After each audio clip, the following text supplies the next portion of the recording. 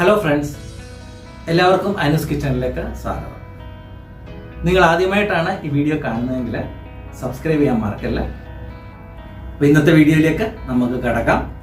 ഇന്ന് നമ്മൾ ചെയ്യാൻ പോകുന്നത് ബീഫ് കൊണ്ട് ഒരു അച്ചാർ, ബീഫ് അച്ചാർ അല്ലെങ്കിൽ ബീഫ് പിക്കിൾ എന്ന് പറയും.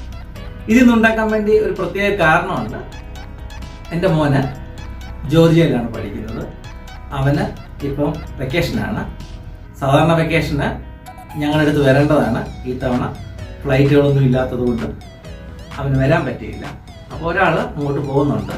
ഇന്ന് വിളിച്ച് പറഞ്ഞു അവന് ഏറ്റവും ഇഷ്ടപ്പെട്ടതാണ് ബീഫിൻ്റെ അച്ചാർ, ഒന്ന് ഉണ്ടാക്കി കൊടുക്കണമെന്ന് പറഞ്ഞു.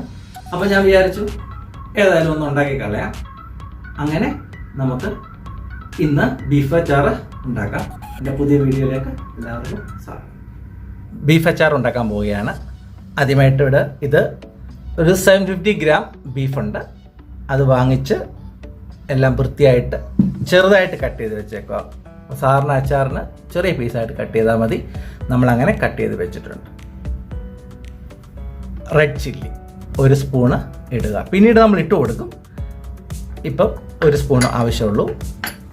പിന്നീട് നമ്മൾ ഇടാൻ പോകുന്നത് മഞ്ഞളാണ്. ഒരു 1/2 സ്പൂൺ, ചെറിയ സ്പൂണാണ്, 1/2 സ്പൂൺ മഞ്ഞൾ. ഇത് ഗരം മസാലയാണ്. ഒരു 3/4 സ്പൂണോളം ഗരം മസാല. ഇതിലേക്ക് ചേർക്കാൻ പോകുന്നത് വിനെഗറാണ്. നിങ്ങളുടെ കയ്യിൽ നാരങ്ങ ഉണ്ടെങ്കിൽ നാരങ്ങ ചേർക്കാം. ഞാനിവിടെ വിനെഗറാണ് ചേർക്കുന്നത്. ഇപ്പോൾ 2 സ്പൂൺ വിനെഗർ നമുക്ക് ഇതിനകത്തേക്ക് ഒഴിക്കാം. 2 സ്പൂൺ വിനെഗർ ഒഴിച്ചു. ഇനി ആവശ്യത്തിന് ഉപ്പ്. അപ്പം നമ്മൾ ഇതിലേക്ക് കുറച്ച് ഒരു 3/4 സ്പൂണോളം ഉപ്പും ചേർത്തു.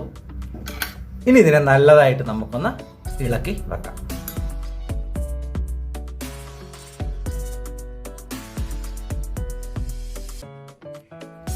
ഇതിലേക്ക് 1 സ്പൂണ് ഇഞ്ചിയും 1 സ്പൂൺ വെളുത്തുള്ളി നമ്മൾ എടുത്തിട്ടുണ്ട്.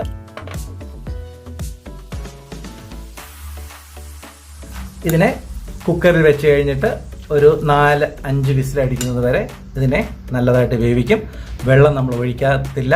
വെള്ളം ഒഴിക്കാതെയാണ് വേവിക്കുന്നത്. കാരണം ബീഫിൻ്റെ അകത്ത് വെള്ളമുണ്ട്. ആ വെള്ളം തന്നെ ഇറങ്ങിക്കോളും. ബീഫ് നമ്മൾ കുക്കറിലേക്ക് മാറ്റിയിട്ടുണ്ട്. ഇനി ഇതിപ്പോൾ അടച്ച് വെച്ചിട്ട് നമ്മളൊരു 5 വിസിലടിക്കുന്നത് വരെ വേവിക്കണം. കുക്കിങ്ങിന് ഉപയോഗിക്കുന്നത് നല്ലെണ്ണയാണ്. എണ്ണയിൽ വറുത്ത് കഴിഞ്ഞാൽ നല്ല ടേസ്റ്റ് ആയിരിക്കും. പക്ഷേ കുറേ നാൾ ഇരിക്കത്തില്ല. അത് പെട്ടെന്ന് ചീത്തയായിപ്പോൾ. അതുകൊണ്ട് ഞാൻ ഉപയോഗിക്കുന്നത് നല്ലെണ്ണയാണ്. ഇവിടെ ഏകദേശം ഒരു 1/2 കപ്പോളം വെളുത്തുള്ളി എടുത്തിട്ടുണ്ട്. വെളുത്തുള്ളി നിങ്ങൾ അതിൽ നോക്കുവാണെങ്കിൽ മനസ്സിലാവും, നീളത്തിൽ അരിഞ്ഞതാണ്. ഇത് നമ്മൾ എണ്ണയ്ക്കകത്തിട്ട് വറുത്ത് കോരണം. നല്ല ബ്രൗണിഷ് കളറാവുന്നത് വരെ വറുക്കണം. വറുത്തിട്ട് കോരണം. അപ്പോൾ എണ്ണ ചൂടായിട്ടുണ്ട്. നമ്മൾ വെളുത്തുള്ളി അതിലേക്ക് ഇടും.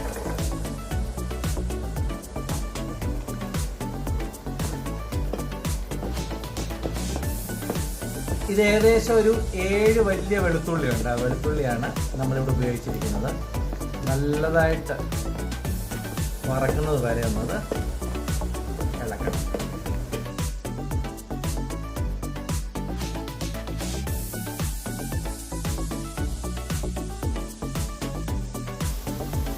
ബ്രൗണിഷ് കളറായിട്ടുണ്ട്. നമുക്ക് അതിനെ ഒരു പാത്രത്തിലേക്ക് മാറ്റാം.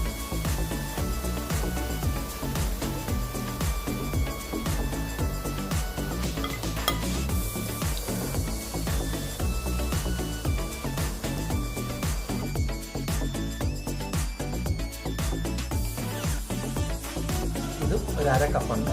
ഇഞ്ചി നമ്മൾ ഇതുപോലെ വറുത്തെടുക്കാം.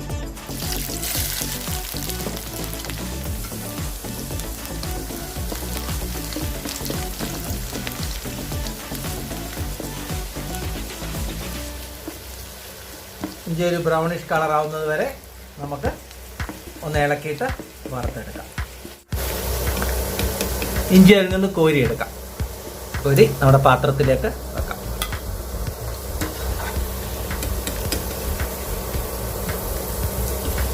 ഇത് 6 പച്ചമുളകുണ്ട്. പച്ചമുളകാണ് ഇതിലേക്ക് ഇടുന്നത്. എപ്പോഴും പച്ചമുളക് ഇടുമ്പോൾ സൂക്ഷിക്കണം. ചൂട് കുറച്ചിട്ട് വേണം ചെയ്യാൻ, അല്ലെങ്കിൽ അത് തെറിക്കാൻ ചാൻസ് ഉണ്ട്.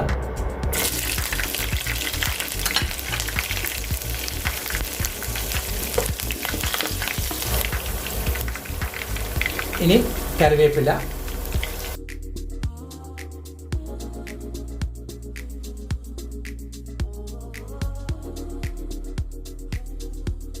ഇത് കോരിയെടുക്കാം.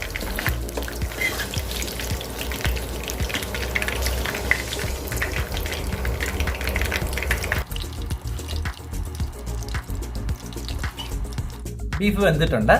ഇനി നമുക്ക് അതിനെ വറുത്തെടുക്കാം. ഇഞ്ചിയും വെളുത്തുള്ളിയും കറിവേപ്പിലയും പച്ചമുളകും എല്ലാം നമ്മൾ വറുത്ത് വെച്ചിട്ടുണ്ട്. ഇതിൻ്റെ ഒരു പകുതി ഒന്ന് പകുത്ത് മാറ്റുക. അതെന്തിനാണെന്ന് ഞാൻ പറയാം. അപ്പം ഞാൻ ഏകദേശം പകുതി വെളുത്തുള്ളിയും പകുതി ഇഞ്ചിയും പകുതി കറിവേപ്പിലയും ഇതും കൂടെ ഞാൻ ഒരിടത്തോട്ട് മാറ്റി ബാക്കി ഞാൻ ഈ ഭാഗത്തോട്ട് മാറ്റി വെച്ചു. എന്നിട്ട് നമ്മൾ എന്തോ ചെയ്യുന്നത്, ഇവിടെ ഇതൊന്ന് അരച്ചെടുക്കും. അപ്പോൾ ഇത് അരച്ചെടുത്ത് കഴിഞ്ഞാൽ നമ്മുടെ പിക്കിളിന് നല്ല കൊഴുപ്പ് കിട്ടും. ഇവിടെ വെളുത്തുള്ളിയും ഇഞ്ചിയും വറുത്ത എണ്ണ തന്നെയാണ് ഞാൻ ഉപയോഗിക്കുന്നത്. ഈ ബീഫ് ഞാൻ ഒരുമിച്ച് വറക്കുന്നില്ല, രണ്ടായിട്ടാണ് വറക്കുന്നത്. ഇത് ഒത്തിരി മൊരിച്ചെടുക്കത്തില്ല. കാര്യം മൊരിച്ചെടുത്ത് കഴിഞ്ഞാൽ നമ്മൾ ആ അച്ചാർ കഴിക്കുന്ന ആ ഒരു ടേസ്റ്റ് കിട്ടത്തില്ല. അപ്പം അത്രയും മൊരിക്കണ്ട. ഞാൻ നിങ്ങളെ കാണിച്ചു തരാം എങ്ങനെ എത്രമാത്രം മൊരിക്കണം.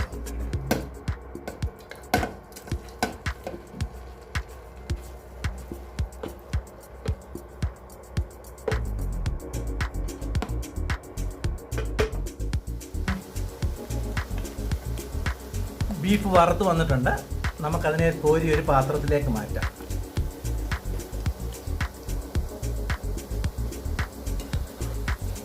ഇത്രയും വറുത്താൽ മതി.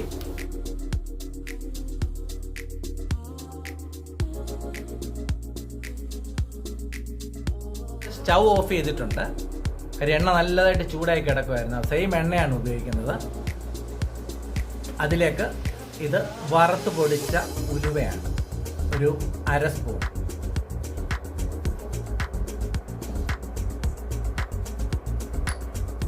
ഗരം മസാല ഒരു 1/2 സ്പൂണ്.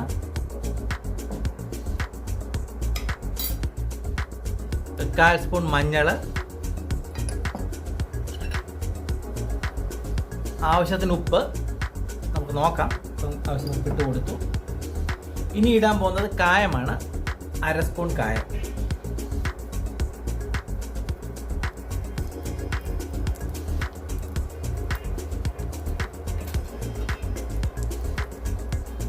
എന്നിട്ടൊന്ന് ഇളക്കി കൊടുക്കണം. ഇത് 4 സ്പൂൺ മുളകുണ്ട്.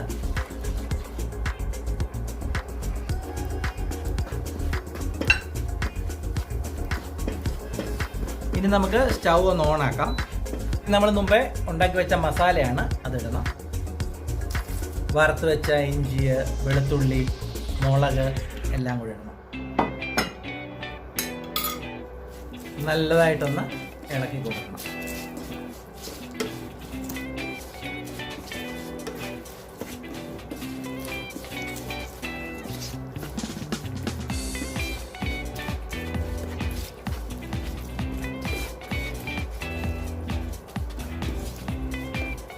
പകുതി മസാല അരച്ചായിരുന്നു, അതിട്ട് കൊടുക്കണം.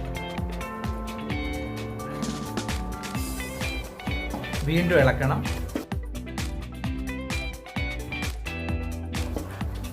ഇനി അവസാനമായിട്ട് നമ്മൾ വറുത്ത് വെച്ച ബീഫ് അതിലേക്ക് ഇടാം.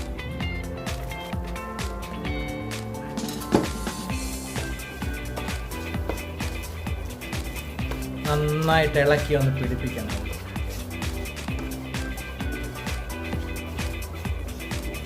നല്ല മണമൊക്കെ വരുന്നുണ്ട്, കാണാനും നല്ല ഭംഗിയാണ്. ഒരു 3 മിനിറ്റ് ഒന്ന് ഇളക്കിയിട്ട് നമുക്ക് സ്റ്റൗ ഓഫ് ചെയ്യാം. തണുത്തതിന് ശേഷം ഒരു ഗ്ലാസ് പാത്രത്തിൽ, എയർ ടൈറ്റ് ആയിട്ടുള്ള ഗ്ലാസ് പാത്രത്തിൽ നമ്മളിത് ഇട്ട് വെക്കണം. വെള്ളം തൊടാൻ പാടില്ല. അതുപോലൊക്കെ നിങ്ങൾ ഇതെടുത്ത് ഉപയോഗിക്കുമ്പോൾ വെള്ളമുള്ള സ്പൂണുകളോ ഒന്നും ഉപയോഗിക്കാൻ പാടില്ല.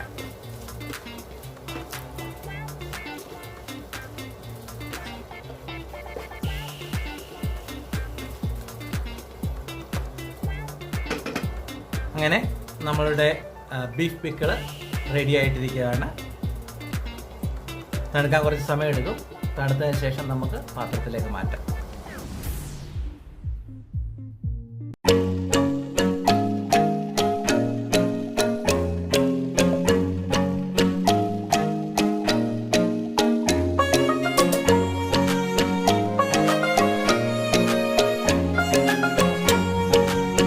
ഇനി ഒരു കിടിലൻ വീഡിയോയുമായി വരുന്നത് വരെ എല്ലാവരും വെയിറ്റ് ചെയ്യുക.